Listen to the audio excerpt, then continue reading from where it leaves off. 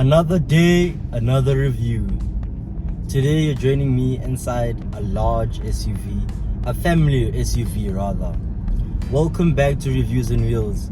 It is your boy Sassy Wolf and always, and today we are reviewing the Kia Sorento 2.2 CRDI SXL.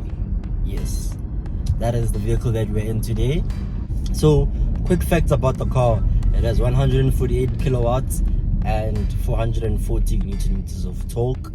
It is a 7-seater, 8-speed automatic, and yeah, those are the quick facts about the vehicle. So you're probably wondering, 7-seater Kia, price-wise.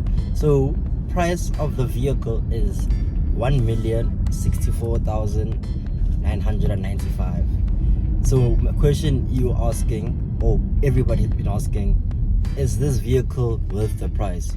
Well, stay tuned to find out if the vehicle is worth the price or not. So let's start with the exterior. The exterior, we're going to begin with the front. The front of the vehicle has a very bold, refreshing and aggressive look with daytime running LED headlights and fog lights at the bottom with the new Kia symbol. Very, very lovely. That is a front camera, and yeah, that is that from the front. Now from the side of the vehicle, it is very, very long, large and big. Yeah, long, large and big, and it is okay. It looks proper, it looks decent, right? Then from the back of the vehicle, it is quite simple. From the back, it kind of looks like the Rolls Royce Cullinan. I've heard a lot of people say that as well, and I have to agree with them because it has LED tail lights at the back, which are like straight and like lined. So yeah, that is that from the back. And then it also has a reverse camera, reverse sensors, and on the left hand side is written Sorento, and then on the right hand side is written 4X, which is kind of stands for like 4x4, understand? So that is that from the back, right? Overall look of the vehicle on the exterior, do we love it? Of course we do. We love the vehicle. It has that road presence that is really, really good because it is large, you understand? So obviously it has to appeal to the people on the road, right? Heading into the interior of the vehicle, stepping into the vehicle, you are welcomed by a Kia sound. It's a welcome tone actually. It welcomes you into the car, and also as you leave, it says goodbye to you as well. So we have that in the vehicle. Sitting in the in the driver's seat, my bad. Sitting in the driver's seat, you're welcomed by this cluster, very big cluster with leather wrapped steering, with controls on the left, with controls on the right as well.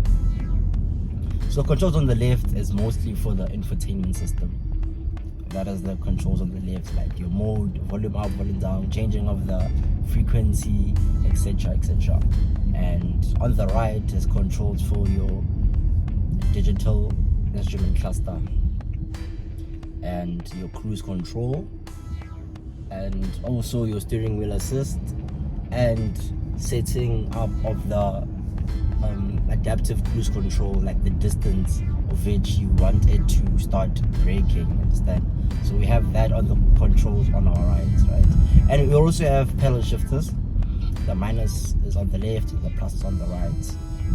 Okay, and we also have controls at the bottom which control the parking aid, your lane keep assist, and also the opening of the electric tailgate, which is the boot, in other words, understand? Correct. And then the whole cabin, well, the whole interior is basically wrapped up with like leather, like premium leather. It is very, very good. Like even the smell, it smells quite new, and it also feels very premium as well, right? And we also have ambient lighting in the vehicle with up to 7 colors to choose from. And yeah, that is the interior. Heading into the infotainment screen is a I would say, I don't know the correct size as of yet, but judging from how big it is, I would say it is a 10.1 inch infotainment screen. Yeah, 10.1 inch infotainment screen with Apple CarPlay, Android Auto, and built-in navigation. Yeah, that is the infotainment. So one thing about the controls in the vehicle is that it is very, very easy to use. Like with the climate control is also very, very easy to use. We have that, and one of the cool features in the interior, which are in the car, we have heated seats and cooling seats, a heated steering wheel as well. So the heated seats and cooling seats are for the driver and the passenger. So we have both people treated like, VIPs in the vehicle. And we do not have massaging seats, unfortunately, but we have those options, which are heating and cooling of the seats, which is really, really cool. I applaud Kia for doing that. And then in the second row, like the back seat, we have an armrest for the passengers in the back, which is like in the middle. And then yeah, so now it is a 7-seater. I did say it is a 7-seater, right? So one thing that you guys should know is that it is going to be quite of a mission to actually compile to that, because there is like a steel thing that separates the seats from the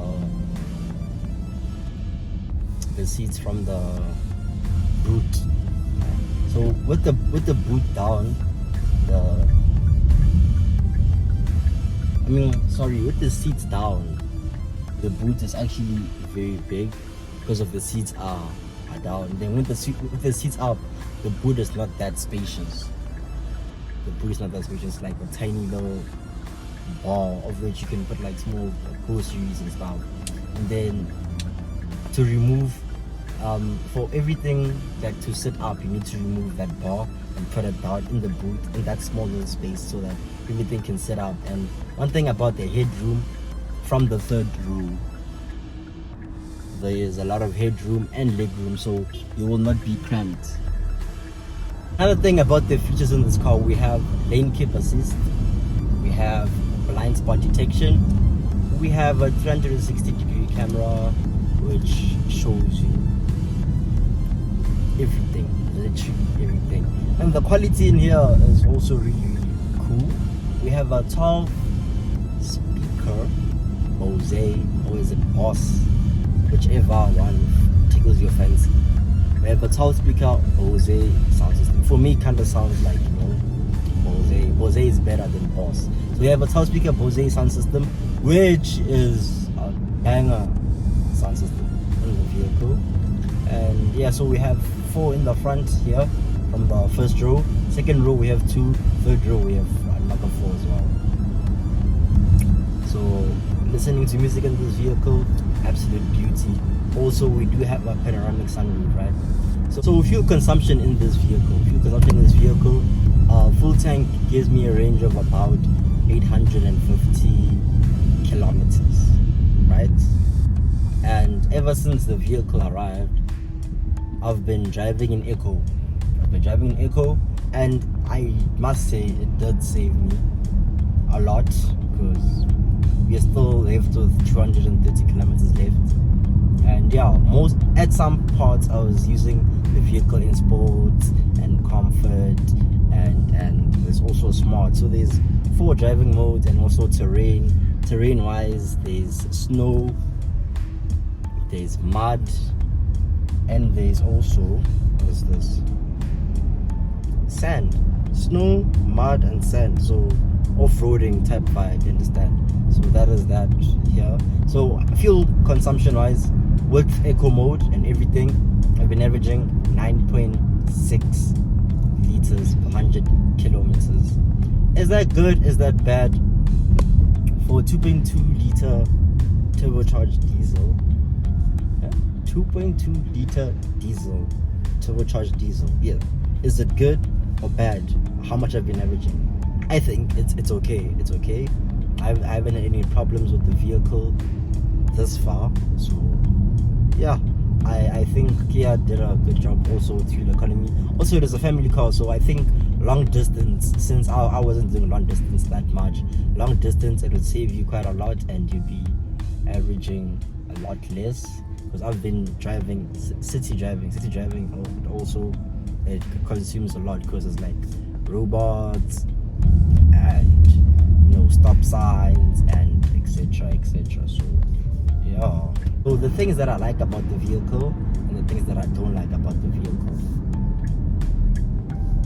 What I like about the vehicle is a lot, but I'm just gonna mention 3 or 4 or 5. One thing I like about the vehicle, number 1, is the sound system. And then after the sound system, I love how it looks in overall, inside and outside. I love the overall look. Number 3 is the technology in the vehicle. Like I said, 360-degree camera, front and back sensors, etc. Blind spot detection, steering assist, lane keep assist, adaptive cruise control. So now imagine using adaptive cruise control, steering assist, and lane keep assist. That is basically like a Tesla, actually, because you're not doing anything in the vehicle. All you do is just observe the road, because you just literally steering assist, you can let go, and maybe after like 2 or 3, a couple of seconds, then you need to put your hands again on the steering wheel. That's how it is. And lane keep assist, if you go to the other lane, it'll just kick you back into the lane that you're in, unless you don't indicate. And another thing is, when indicating, it does show your blind spot actually here by the cluster. It shows the blind spot, so just the camera towards the back, so you can see the vehicles towards the back. If you like, right now I can see there's no cars, it's safe to overtake or switch lanes. So that is also a cool thing. So left or right, it just shows. So that's another good thing. So that's one thing that I like in the vehicle. And the electric tailgate as well. So what don't I like about the vehicle?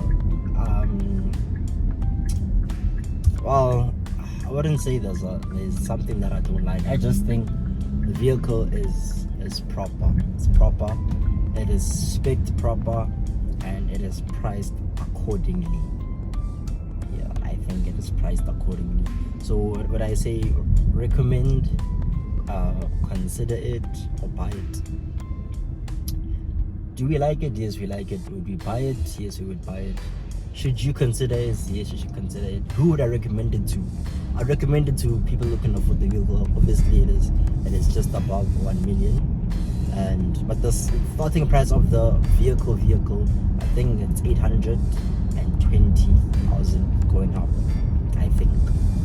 But our Z test unit is 1,064,995, which is like, it comes with all the additionals that I've mentioned, which is the heated seats, cooling seats, blind spot detection, 360-degree camera, heated steering wheel, panoramic sunroof, what else? The Bose sound system, the 12-speaker Bose sound system, 7-seater. There's quite a lot of, like, you're getting a lot for your money. Actually, you are getting a lot for your money, and people might not agree with the fact that no, it's a Kia, I can't be spending 1 million on a Kia. But trust me when I say, if you get for example, a bigger brand than Kia, you will not be getting all the specs that you get in this vehicle. So I would say, opt for this Kia. Go for the Kia. Go to your nearest Kia dealership and ask for a test drive and feel it on the road. It is a diesel, so fuel economy is very, very good. So yeah, thank you guys for watching. I hope you guys do like the videos. Stay tuned for more videos. Do like, share, subscribe, and don't forget to watch as well.